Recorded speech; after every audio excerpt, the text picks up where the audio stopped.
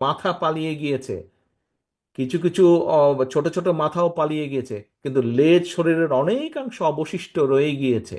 তারা কিন্তু ভিতরে ভিতরে ষড়যন্ত্র করছে। কেউ যদি মনে মনে ভেবে থাকেন আরে এখানে তো প্রধান প্রতিপক্ষ নাই অথবা দুর্বল হয়ে গেছে, নির্বাচন খুব সহজ হবে, no, no, no and no.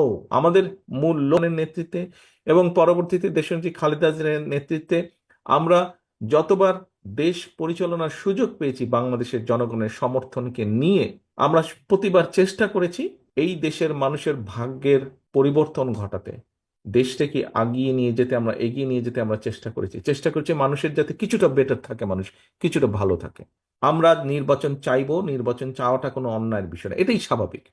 এখন নির্বাচনকে যদি ফেস করতে হয়, আমরা আমিরামি নির্বাচনে তো বিশ্বাসী না, আমরা আহ, আমরা নিশিরাতের নির্বাচনেও বিশ্বাসী না, আমরা ভোট ডাকাতের নির্বাচনেও বিশ্বাসী না। আমরা এটি স্বচ্ছ স্বাভাবিক নির্বাচনে বিশ্বাসী, যেখানে মানুষ নির্ভয় নির্দ্বিধায় ভোট দিবে। আমরা সেই নির্বাচনে বিশ্বাসী, মুক্তভাবে ভোট দেবে।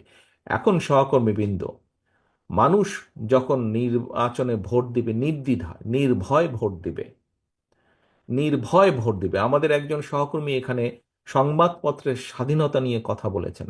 আপনি চাইছেন যে আমাদের কি পদক্ষেপ, কি পরিকল্পনা সংবাদপত্রের স্বাধীনতা নিশ্চিত করার। আমাদের তো একই সাথে পরিকল্পনা আছে যে কোনো মূল্যে এই দেশের মানুষের ভোটের অধিকারকে রক্ষা করা, ভোটের অধিকারকে রক্ষা করা, বাক স্বাধীনতা যেমন হচ্ছে ভোটের অধিকারকে রক্ষা করা। কাজেই মানুষ যখন ভোটের অধিকার রক্ষা করবেন, মানুষ তখন নির্দ্বিধায় ভোট দিবে।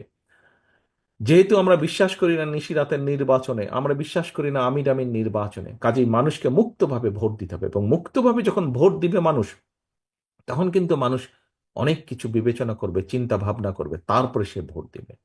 এবং তার সেই চিন্তা ভাবনাকে যদি আপনার পক্ষে রাখতে হয়, তাহলে কিন্তু জনগণের আস্থা আপনার পক্ষে থাকতে হবে, আপনার প্রতি জনগণের আস্থা রাখতে হবে। এবং জনগণের আস্থা যদি আপনার পক্ষে রাখতে হয়, তাহলে আপনার আচার আচরণ কথাবার্তা সকল কিছু সেরকম থাকতে হবে। প্রিয় সহকর্মীবৃন্দ, প্রত্যেককে আমাদের অবস্থান থেকে যেটি সঠিক সেই কাজটি করতে হবে, যেটি অনৈতিক যেটি খারাপ কাজ সেটিকে আমাদের ত্যাগ করতে হবে, সেটির বিরুদ্ধে আমাদের প্রতিবাদ গড়ে তুলতে হবে। সেটির বিরুদ্ধে আমাদেরকে শক্ত অবস্থান নিতে হবে। কিছুক্ষণ আগে একটি কথা বলেছিলাম যে রাজনীতিবিদ হিসেবে, রাজনৈতিক কর্মী হিসেবে, রাজনৈতিক দল হিসেবে সফলতা কি? পিছনে যখন জনগণ থাকে। আপনারা প্রত্যেকেই কম বেশি জীবনে বহু মিছিল করেছেন। আপনি যখন মিছিল নিয়ে যান, মাঝে মাঝে কিন্তু আপনি পিছনে কলিজাটা বড় হয়ে যায় না? দেখতে ভালো লাগে না?